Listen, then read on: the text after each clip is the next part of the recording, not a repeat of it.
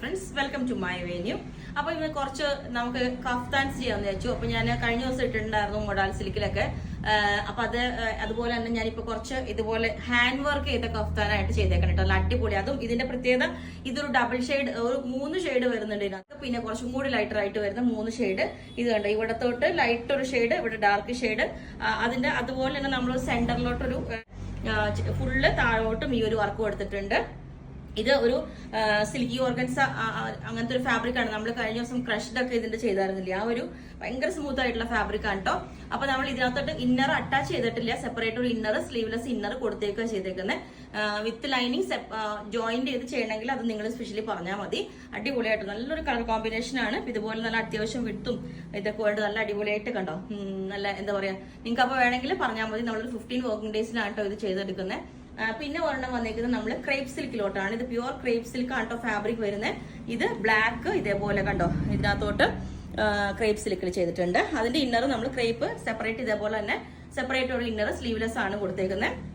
അപ്പൊ അതും നിങ്ങൾ അറ്റാച്ച്ഡ് ആയിട്ട് വേണമെങ്കിലും ചെയ്യാവുന്നതേ ഉള്ളൂ. ഞാൻ സെപ്പറേറ്റ് കൊടുത്തേ ഉള്ളൂ. പിന്നെ ഒന്ന് ഇതുപോലെ ഇത് കണ്ടോ, ഇതൊരു നല്ല ഈ ഒരു കളറിലോട്ട് ഇതിന്റെ 4 സൈഡിലും ത്രെഡും എംബ്രോയിഡറി വർക്ക്. ഇത് കഫ്താൻ ദുപ്പട്ട പറയില്ലേ, അതുപോലെ തന്നെ വരുന്നതാണ്. 4 സൈഡ് ബോർഡർ വന്നിട്ട് ക്രോഷോ ലേസ് ഒക്കെ കൊടുത്ത് താഴോട്ടും ഇതേപോലെ ഇതിന്റെ ബാക്ക് സൈഡും ഇതേപോലെ തന്നെ വന്നേക്കുന്നത്. അപ്പം ഈ ഒരു പാറ്റേൺ ഇതേപോലെ ഉണ്ടാവും. അത്യാവശ്യം 48 ലെങ്ത് ഒക്കെ ഉണ്ട്.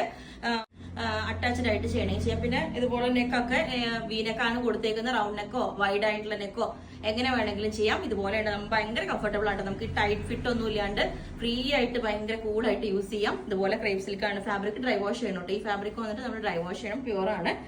ഓക്കെ, ഇത് ഇച്ചിരി ലെങ്ത് കുറവായിട്ട് എനിക്ക് തോന്നി നെക്കിന്. അപ്പൊ നേരത്തെ ഞാൻ വേറെ ഇതിന്റെ കാണിച്ചരം ഇതാണ് അതിന്റെ വർക്ക് വരുന്നത്. ഇതുപോലെ ഉണ്ടാവും അതിന്റെ വർക്ക്. ഇത് നോക്ക്, ചെറിയ സീക്വൻസും ത്രെഡൊക്കെ വെച്ചിട്ട് വീനക്കിലോട്ട് ഇതേപോലെ വർക്ക് കൊടുത്തിട്ടുണ്ട്.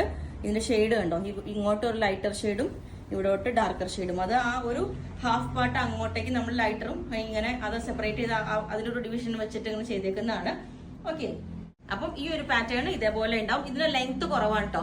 ഇത് നമ്മൾ ഇതുപോലെ ഇതിന്റെ സൈഡിലോട്ട് 4 സൈഡും ഇതേപോലെ ബോർഡർ ഒക്കെ വന്നിട്ട് ഇതുണ്ടോ, ഇതേപോലെ ബോർഡർ. അപ്പൊ ഇതിനകത്ത് ഒരു 47 ഒക്കെ ലെങ്ത് വരുന്നുള്ളൂ കാണാൻ, അല്ലെങ്കിൽ നമുക്ക് അതിന്റെ ബോർഡർ കട്ട് ചെയ്ത് പോകും. അതുകൊണ്ട് ഇതുപോലെ ഉണ്ടാവും. സിമ്പിൾ ആയിട്ട് ഇതുപോലെ വീനൊക്കെ വെച്ചിട്ട്. ഓക്കെ, ഇത് പ്യുവർ വിസ്കോസ് ഓർഗൻസി ആണ് കേട്ടോ ഫാബ്രിക് വരുന്നത്. അതുകൊണ്ട് ഇത് നമ്മൾ ഡ്രൈ വാഷ് ചെയ്യണം കേട്ടോ. ഒരു പാറ്റേണും കൂടി ഉണ്ട്. ഇത് നമ്മൾ മുമ്പ് കാണിച്ചിട്ടുണ്ട് കേട്ടോ. ഇതുപോലെ ഇത് ഹാൻഡ് വർക്ക് ചെയ്ത പീസാണ്. ഒത്തിരി നമ്മൾ ഇതിന്റെ റെഡും റെഡിഷ് മെറൂൺ ഒക്കെ ചെയ്തായിരുന്നു. ഇതുപോലെ ഹാൻഡ് വർക്ക് കട്ട് ബീഡ്സ് വെച്ചിട്ട് എൻഡിലോട്ട് ഇതേപോലെ ഫ്ലവേഴ്സ് ഒക്കെ കൊടുത്തിട്ട് നല്ല ഭംഗിയായിട്ട് ചെയ്തിട്ടുണ്ട്. ഇത് ഇതിന്റെ സ്ലീവിന്റെ എൻഡിലും ഉണ്ട് ഇതേപോലെ. അപ്പം ഈ ഒരു പാറ്റേൺ ഇതേപോലെ ഉണ്ടാവും. നല്ല ഗ്രേപ്പ് കളറിലേക്ക് നല്ല നമ്മൾ ഡീപ്പായിട്ടാണ് ചെയ്തേക്കുന്നത്. എന്താ പറയുക, ലെങ്ത് 48-49 വരുന്നുണ്ട്. ഇതിന്റെ സ്ലീവിന്റെ എൻഡിലും ഇതേപോലെ ഹാൻഡ് വർക്ക് കൊടുത്തിട്ടുണ്ട്. ഇതേപോലെ ഒരു സൈഡിലോട്ടും കൊടുത്തിട്ടുണ്ട്, എൻഡിലോട്ടും കൊടുത്തിട്ടുണ്ട്. ജോർജറ്റ് ആണ് ഇത് ഫാബ്രിക് വരുന്നത്. ഇതിന്റെ ഇന്നർ ക്രേപ്പ് കൊടുത്തിട്ടുണ്ട്.